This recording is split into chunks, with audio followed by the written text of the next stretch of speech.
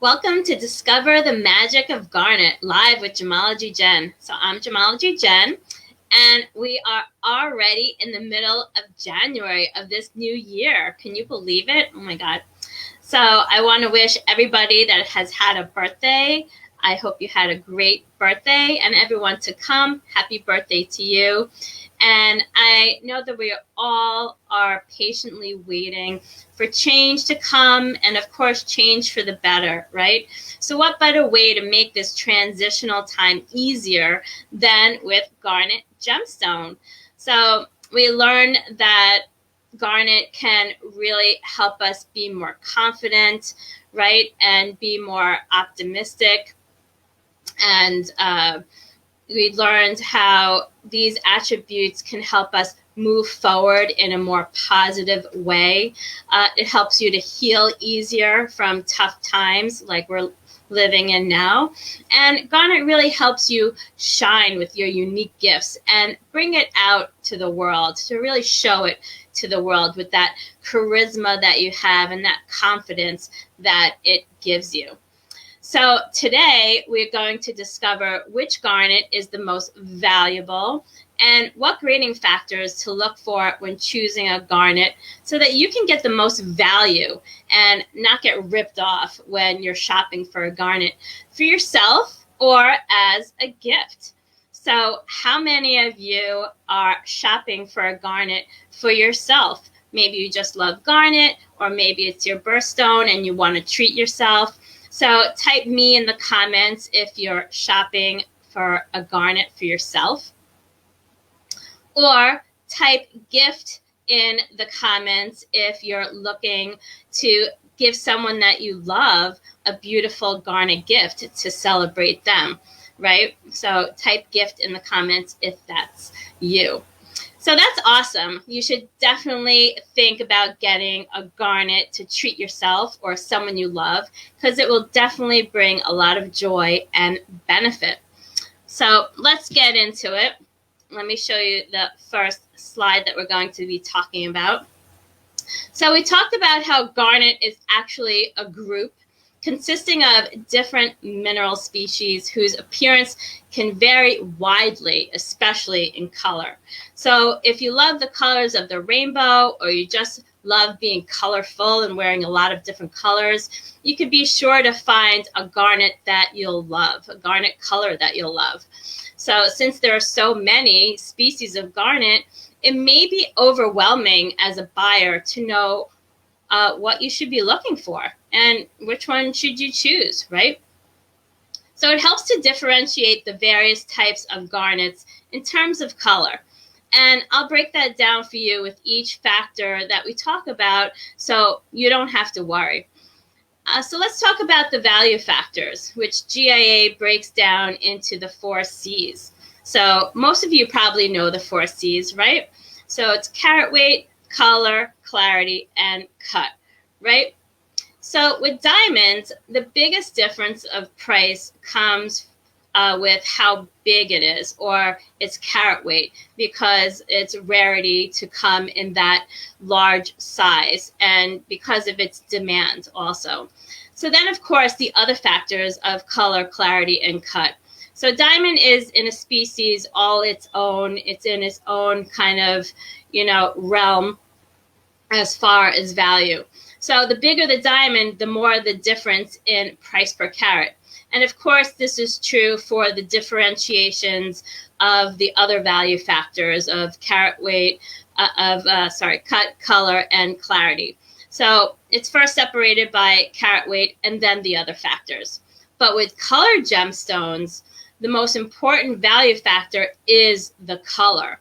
And that's what makes it beautiful. That's what makes it rare. That's what makes it so attractive. It makes you want to buy one, right? And the more beautiful and rich the color is, the more valuable it will be. And as you'll learn, as we talk about different gemstones throughout the year and later on, a cutter will sometimes have to sacrifice weight and a beautiful shape in order to get the most ideal color. That's really how important color is to colored gemstones. So what color do we look for in garnet? So the most abundant and affordable of the garnets are the red varieties.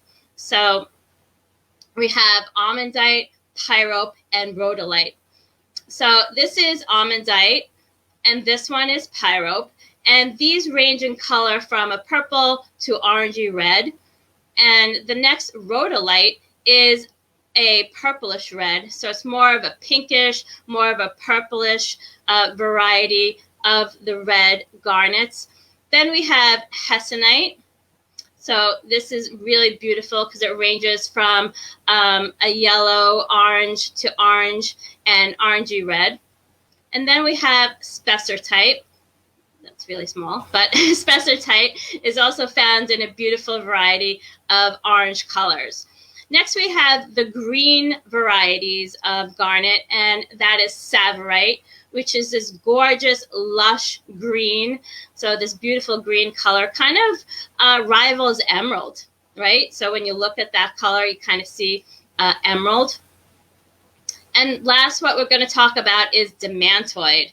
And if you can see this little sheen off of this gemstone, demantoid actually has a little bit of brilliance and a little bit of fire to it. And this color and a pure green demantoid is really highly prized by collectors.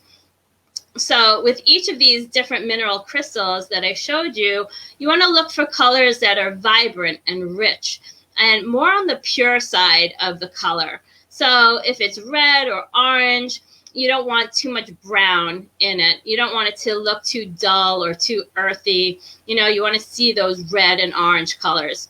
If it's green, you don't want too much yellow or any kind of dull grayish tones. Again, you don't want anything looking like blah. You know, you want something rich and something vibrant, something that's really beautiful. So the most expensive, because of its brilliance, the color, and rarity, is this one here, the demantoid garnet. Let me take that out. So for clarity, usually you want the least amount of inclusions, but for one garnet, the inclusions is what makes it more valuable. And can you guess which one it is? I'll give you a second. Okay, so garnet is considered a type 2 clarity classification, which means that they usually have some sort of inclusions, but are mainly eye clean. So you need either a loupe or a microscope or something to see these inclusions. You won't be able to see them with your naked eye. However, since garnet has such a wide range, it depends on the mineral type for what type of inclusions they have inside of them. So the red garnets, almandite, pyrope, and rhodolite, they typically don't have any sort of eye visible inclusions. Usually they're transparent, they're eye clean, you know, there'll be a beautiful, nice shape throughout. So some of the orange garnets, let me show you, like spessartine and hessonite, may have a little bit of eye visible inclusions. Like this one is a hessonite, and it has what's called a rolled effect. And this kind of looks like a heat wave going on in your stone. So it looks like it has a little bit of texture. So you want to avoid something that's going to be eye visible like this. But the variety of garnet that is most prized for its inclusions, and the more visible the better, is that demantoid garnet. So this is inside the demantoid garnet. Well, some garnets have this. Some of the demantoid garnets have this. This is a unique characteristic just for demantoid. So this variety of almandite garnet has this unique internal characteristic called horsetail inclusions, and are actually golden brown bundles of the mineral chrysotile. So they seem to gather in the center of the stone and bend outward like a fireworks display, like a beautiful celebration going on. But since they're golden and since they're bent, they also kind of look like horsetails, right? If you can imagine that. So one fun fact, since we are talking about inclusions, is that garnet can actually be an included crystal trapped inside of a diamond. Here's a picture of that. So I was actually doing an appraisal the other day of a client that got diamond studs for Christmas. And I was examining her diamonds, and one of them had a beautiful garnet crystal inside of it, because garnets often are created in the same area as diamonds, which is the mantle of the earth, where they have the high heat and high pressure. So as diamonds are growing, it can trap in a garnet inclusion, and usually you have the red varieties inside the diamond as an inclusion. So basically, for clarity, you want a garnet that has no eye visible inclusions, except for if you choose a demantoid. Then the more eye visible the inclusion, the pricier it is. So next we have cut. So since garnet is singularly refractive, yes, I'm getting scientific on you. So when light goes in, it also goes out. And this means that most all garnets show one color throughout the crystal. There is a color change garnet, but you only see that different color under different light sources. So this is different than when we talked last month about tanzanite that was trichroic, and that had 3 different colors depending on which way you oriented the crystal, right? So why am I talking about this? If it's singularly refractive and it only shows one color, then the cutting decisions can be easier, since they don't have to choose which color to display or to sacrifice anything because they want to show off the best color, since it only shows that one. So many garnets are cut into standard shapes and standard sizes. As you can see by this picture, you have trillions, pairs, cushions, rounds, marquise, any shape that you like. And this is since they're very popular for birthstone jewelry. It really allows easy setting into jewelry, so to make that jewelry very easily, very quickly, very affordable. And this is especially true for many red garnets, since they're so abundant and since they're affordable, so that you can buy for yourself or buy it as gifts. So expensive garnets, like fine quality tsavorite, these are cut into shapes and cutting styles that allow more of the weight to be retained from the rough. So the shape will actually depend on the shape of the rough to try to maximize the weight and get the most value from that crystal. So if you have, say, a round crystal, they'll cut it into a round. Say it's flat, they may cut it into a trillion or triangular shape, since that's usually a flatter, brilliant cut. And since the demantoid has a beautiful brilliance, that green demantoid, it's often cut to exact proportions to allow the best possible display of its fire. And if it does have the horsetail inclusions, those unique inclusions, the cutter will try to highlight that and keep it in the center of the stone, so that you can see it visibly, and it will create that beautiful fireworks display. So garnets are almost always transparent, and they're really never opaque. So it really makes it more popular for designer cuts and carvings, so you can make more unique shapes. And like I said, that color is usually uniform throughout. So you can really get creative with these kind of designer cuts and carvings.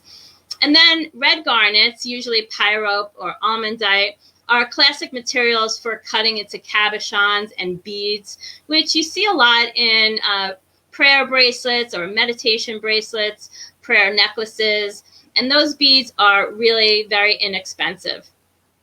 So for colored stones, there's no ideal cut, so there's no exact cutting for a colored stone. So basically, if it's appealing to you, if you like the shape, if you like the cut, then go for it. You can choose that one because it doesn't affect the value of it, except if it is one of those one-of-a-kind designer cuts, then you're really paying for the craftsmanship. You're not really paying for the material.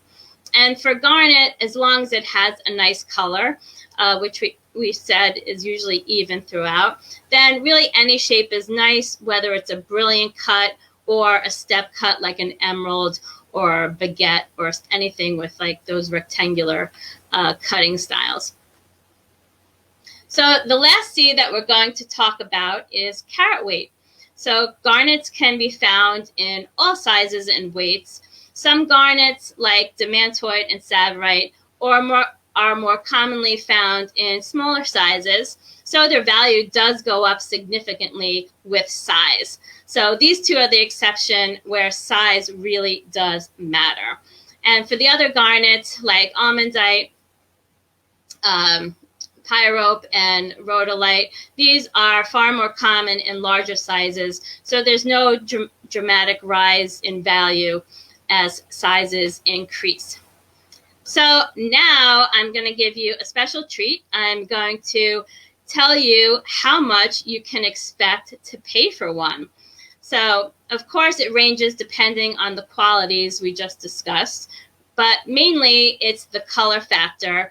And for the rarer garnets, it's color and size. So for a nice 1 carat, so usually about 5.8 to 6 millimeters for the diameter of the stone, it's heavier than diamond, so a garnet will look a little bit smaller for the same carat weight. For a diamond, usually about 6.5 millimeters is for a 1 carat. So the weight of the crystal depends on how it will look and how much it will weigh. So for a 1 carat, an almondite and pyrope garnet, so this is loose, not set in any kind of mounting, because the price will depend on what mounting you get.